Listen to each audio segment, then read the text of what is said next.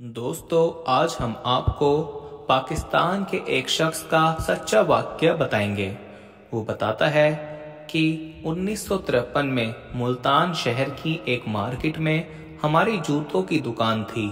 खानदान माली तौर पर खुशहाल था। दौलत जायदाद की ज़रूरत से ज़्यादा फरवानी थी। घर में मेरे अलावा मेरी छोटी बहन और एक भाई था।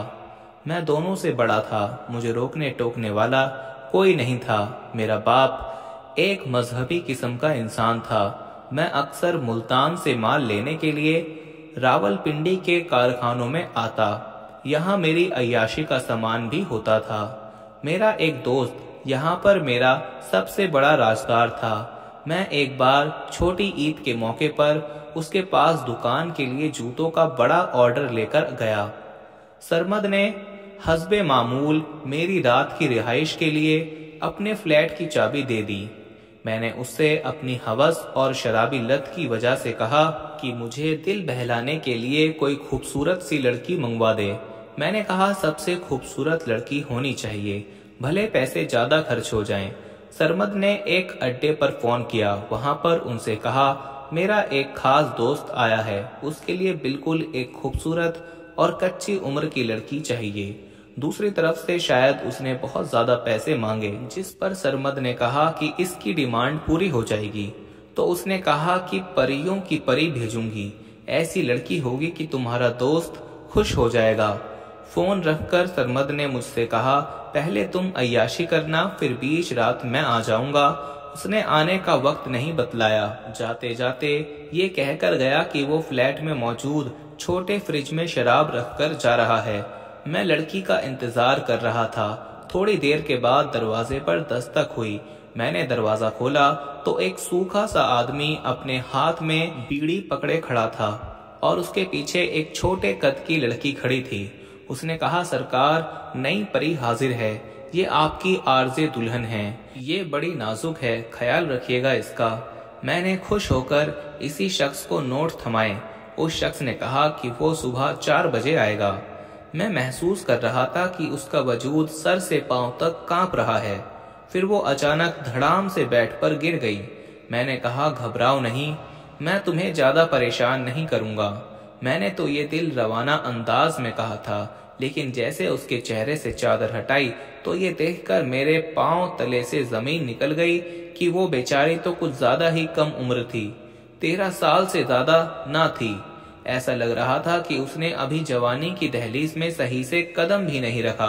उसका दिल बुरी तरह धड़क रहा था। मैंने पानी के चंद छींटे उसकी आंखों पर डाले। उसके गोरे मासूम चेहरे पर बहते आंसुओं की लकीरें साफ महसूस की जा सकती थीं। मैंने उसे मकबूली लहजे में पूछा, रो क्यों रही हो? मेरे इस सवाल पर उसने बच्चों की तरह और रोना शुरू कर दिया। मैं दिल ही दिल में इस नायिका को कोसने लगा कि इसने मेरे साथ क्या धोखा किया। मुझसे ठीक ठाक पैसे ले लिए और एक लड़की की बजाय बच्ची भेज दी। मैं गुस्से से बड़बड़ाते हुए खुद से कहने लगा, मैं इस नायिका को छोड़ूंगा नहीं। फिर इस बच्ची को जोर जोर से डांटना शुरू कर दिया। मैंने कहा कि चुप हो जाओ, ये ना हो कि साथ वाले फ्लैट में कोई तुम्हारी आवाज सुन ले। उसने मजीद रोते हुए मेरे पांव पकड़ लिए।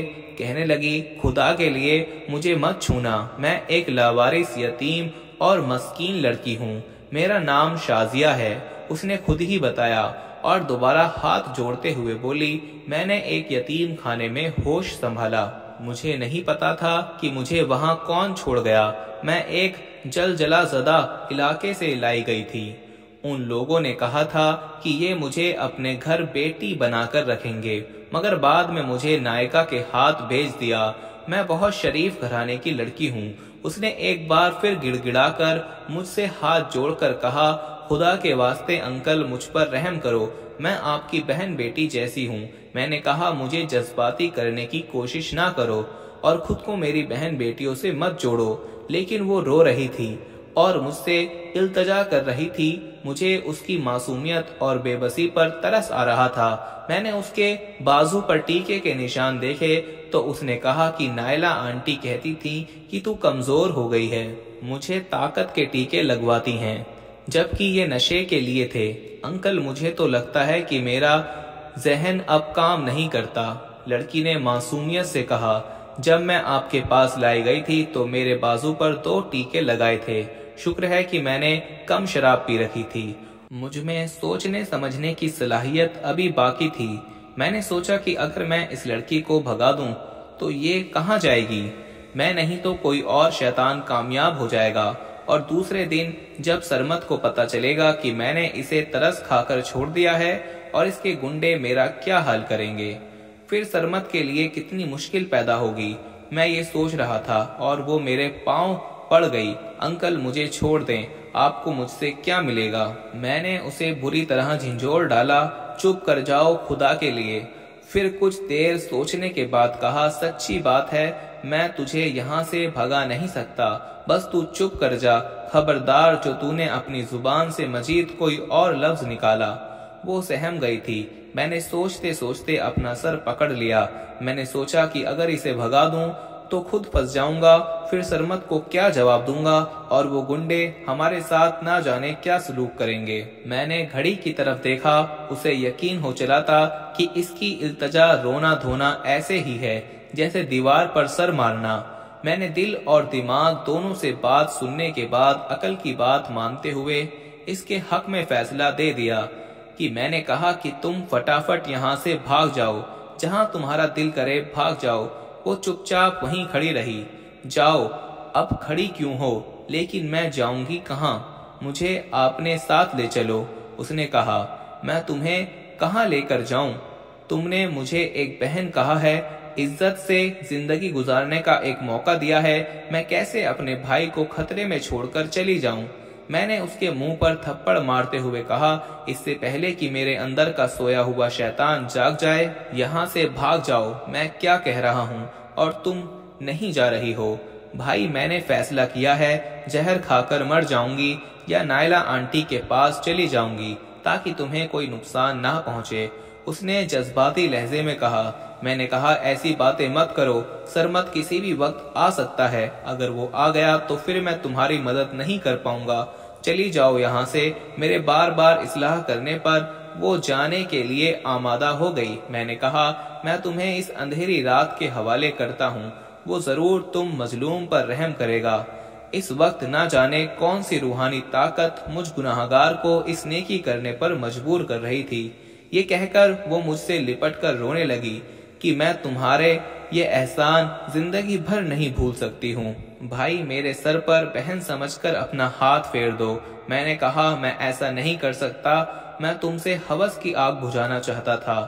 میں ایک بد کردار گناہگار انسان ہوں، خود کو اس قابل نہیں سمجھتا کہ تجھے بہن کہہ کر تیرے سر پر ہاتھ پھیروں۔ میرا ضمیر مجھے ملامت کر رہا ہے۔ میں نے اس کے ہاتھ پر 20 روپے رکھے۔ جلدی سے چلی جاؤ، جہاں روشنی نظر آئے اسی راستے چلی جانا۔ خیر سرمت کے آنے کا وقت ہو رہا تھا۔ میں نے فلیٹ کے دروازے سے زبردستی اسے باہر دھکیل دیا۔ اسے بھگانے کے بعد میں سوچ رہا تھا کہ میں سرمت سے کیا جھوٹ بولوں گا۔ میں نے اپنے چہرے پر پریشانی کے تاثرات نمایاں کر لیے۔ سرمت آیا تو میں نے پریشان ہو کر کہا، یار میرے ساتھ بہت برا ہوا ہے، وہ لڑکی مجھے زخمی کر کے بھاگ گئی ہے۔ نائکا نے میرے ساتھ دھوکہ کیا ہے۔ میری بات سن کر سرمت بھی پریشان ہو گیا۔ بولا کہ اس لڑکی کا ہمیں پیچھا کرنا چاہیے، اسے ڈھونڈنا چاہیے، ورنہ نائکا کے گنڈے ہمارا برا حال کر دیں گے۔ خیر پھر ویسا ہی ہوا۔ لڑکی تو کہاں ملنی تھی۔ نائکا کے لوگوں نے کہا کہ تم دونوں کو ہر صورت وہ لڑکی واپس کرنا ہوگی، ورنہ تمہارے ساتھ کتوں سے بھی زیادہ برا سلوک کیا جائے گا، اور اگر لڑکی نہیں ملی تو ہم تمہارے گھر کی عورتوں کو اٹھائیں گے۔ پھر اسی طرح کے کچھ سنگین حالات پیدا ہوئے تو میں اپنے شہر بھاگ آیا۔ گھر آیا تو ابا نے مال کے بارے میں پوچھا۔ میں نے کہا کہ راستے میں ڈاکو سے پالا پڑ گیا۔ ابا نے میری بات پر یقین کر لیا۔ انہوں نے شکر کیا کہ میری جان بچ گئی ہے، لیکن انہیں معلوم نہیں تھا کہ میں کس چکر میں پھنس گیا ہوں۔ میرے دل میں بھی دھڑکا لگا رہتا کہ نائکا بدماش تھی، جس کے بارے میں مشہور تھا کہ وہ اپنے کوٹھے سے کم ہونے والی ایک ایک لڑکی کے پیچھے پاگل ہو جاتا ہے، انہیں زمین کی تہ سے بھی نکال لیتا ہے۔ ہر لمحہ مجھے یہی لگتا کہ وہ آ جائے گا اور میری بہن شازیہ کو اٹھا کر لے جائے گا۔ 3 روز سکون سے گزر گئے۔ چوتھے دن میں خوف سے اپنے گھر میں دبکا بیٹھا ہوا تھا کہ ہمارے دکان سے نوکر آیا۔ وہ بہت گھبرایا ہوا تھا، کہنے لگا سرمد نامی ایک آدمی اور اس کے ساتھ 2 گنڈے بھی آئے ہیں، ساتھ میں ایک عورت بھی ہے، بڑا رولا پڑ گیا ہے، جلدی سے دکان پر آئیں۔ اس کی بات سن کر مجھے لگا جیسے میرے پاؤں تلے سے زمین کھسک رہی ہو۔ بہرحال جب میں بازار پہنچا تو ہماری دکان کے پاس ہنگامہ لگا ہوا تھا۔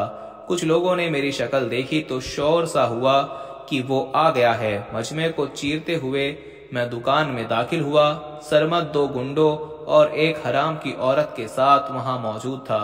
سرمد نے اس عورت سے کہا کہ اس نے شازیہ کو بھگایا ہے۔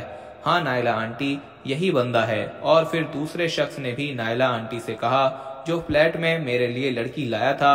ابا نے مجھے پوچھا یہ لوگ کون ہیں؟ اتنے میں دکان میں کھڑے گنڈے نے میری کمر پر زوردار تھپڑ مارا۔ وہ لڑکی جسے تو نے بہکا کر فلیٹ میں بلایا تھا، نائلہ آنٹی نے ڈرامہ بازی انداز میں آنسو بہاتے ہوئے کہا، یہ کمینہ ڈاکٹر اختر کی بیٹی کا عاشق تھا۔ ڈاکٹر صاحب اپنی فیملی سمیت امریکہ شفٹ ہو گئے، شازیہ کو ہمارے پاس چھوڑ گئے تھے۔ اس نے اس بچی کو نہ جانے کس طرح اپنے جال میں پھنسایا اور جوتے کے کارخانے کے مالک سرمد کے ساتھ مل کر فلیٹ میں بلا لیا۔ اس کے بعد نہ جانے کہاں بھگا لے گیا۔ نائکا نے بڑی خوبصورتی سے کہانی گڑھتے ہوئے کہا، بس پھر کیا تھا، ہماری جو بدنامی ہوئی وہ تو ہو ہی گئی۔ ابا کے سامنے بھی میری حقیقت کھل گئی۔ پھر کچھ پڑوسی تجربہ کار کو بلایا گیا۔ وہاں ایک بزرگ جن کی میں بہت عزت کیا کرتا تھا، انہوں نے مجھ سے پوچھا کہ بیٹا اصل بات کیا ہے، تم ہمیں بتا دو۔ مجھے اصل بات بتانے میں شرم محسوس ہو رہی تھی۔ وہاں موجود ابا کے ایک دوست نے کہا، بیٹا حقیقت بتانے سے شرماؤ نہیں، اس لڑکی کے بارے میں ساری حقیقت بتا دو۔ اس کے بعد میں نے اس لڑکی کے بارے میں وہاں موجود سب لوگوں کو بتا دیا۔ کچھ لوگ تو کانوں کو ہاتھ لگا رہے تھے۔ خیر اس کے بعد ابا نے مجھے اپنی جائیداد، دکان وغیرہ سے الگ کر دیا۔ میں رسوائی جمانہ ہو کر در در کی ٹھوکریں کھاتا رہا۔ پیٹ تو پالا تھا۔ ایک دوست کی ٹیکسی کمیشن پر چلانا شروع کر دی جو ایک کوٹری میں رہتا تھا۔ وقت اپنی مخصوص رفتار سے گزر رہا تھا۔ جب میں 50 سال کا ہو گیا، اتفاق سے ایک روز میں ملتان شہر کے علاقے میں اپنی ٹیکسی میں بیٹھا سواریوں کا انتظار کر رہا تھا کہ میرے پاس ایک بوڑھا شخص آیا۔ اس نے کہا مجھے ایئرپورٹ جانا ہے۔ تھوڑی دیر کے بعد اس کے ساتھ میں ایک لڑکی بھی آ گئی۔ وہ بڑی ہی خوبصورت اور ماڈرن لڑکی تھی، جبکہ اس کے پیچھے ایک بڑھیا بھی تھی۔ کوٹھی کے 2-3 ملازمت لڑکے بھی نظر آ رہے تھے۔ لڑکی نے سب کو دعا سلام کر کے خدا حافظ کہا۔ بڑھیا نے اس کے سر پر ہاتھ پھیر کر کہا کہ لندن پہنچتے ہی فون کر دینا۔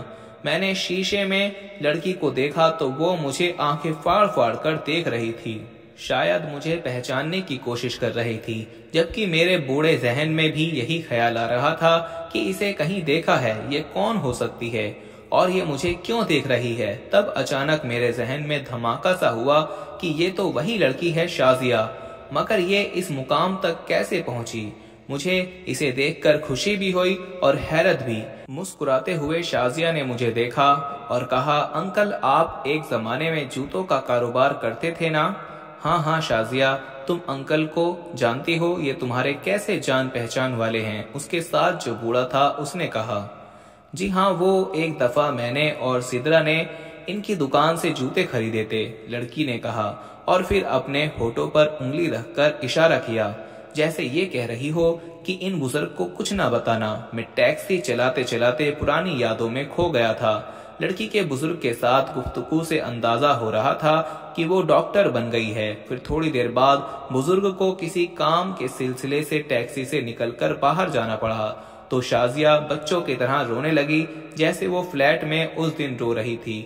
خدا تعالیٰ نے مجھے اس مقام کے اندھیرے میں دارالاعمال میں پہنچا دیا تھا، جہاں مجھے نہ صرف اعمال مل گیا بلکہ ان ساحل حیثیت انکل نے میری پرورش کی، مجھے ڈاکٹر کی تعلیم دلوائی، میرے ڈاکٹر بننے کے لیے اپنے ایک ٹانگ سے اپاہج بیٹے سے میری شادی بھی کروا دی۔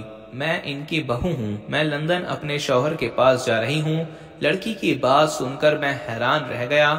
میں نے کہا میں تو چلو تمہیں فلیٹ سے بھگانے کے جرم میں خوشحال زندگی سے ایک ٹیکسی ڈرائیور بن گیا ہوں، لیکن مجھے اس کا کوئی افسوس نہیں ہے، پر میری ماضی کی ہی یہ سزا ہے۔ مجھے اس بات کی خوشی بھی ہے کہ میری نیکی بیکار نہیں گئی۔ اس نے مجھ سے کہا کہ میں اس بھیانک رات کا ذکر کسی سے نہ کروں، ورنہ وہ اپنے سسر کی نظروں میں گر جاتی۔ کہنے لگی آج میں جس مقام پر کھڑی ہوں وہ سب آپ کی بدولت ہے۔ پھر جاتے جاتے اس نے مجھے اپنے آفس کا نمبر دیا اور کہنے لگی مجھ سے رابطہ کرنا، میں آپ کو وہاں بلاؤں گی، آپ کو جتنے روپے چاہیے مجھے بتانا، آپ کی مدد کر کے مجھے خوشی ہوگی۔ جاتے ہوئے وہ پلٹ پلٹ کر مجھے دیکھتی رہی، تاہم میں نے اس سے کسی قسم کا رابطہ کرنا مناسب نہیں سمجھا۔ میرے لیے یہی کافی بہت تھا کہ مجھ گناہگار اور بدکار کی ایک نیکی سے کسی کی زندگی سنور گئی۔ دوستو، اگر آپ کو ہماری ویڈیو پسند آئی ہے تو ویڈیو کو لائک کر دیں، شیئر کر دیں اور چینل کو سبسکرائب کر لیں۔ اب ملتے ہیں اپنی اگلی ویڈیو میں، تب تک کے لیے مجھے اجازت دیجیے۔ فی امان اللہ۔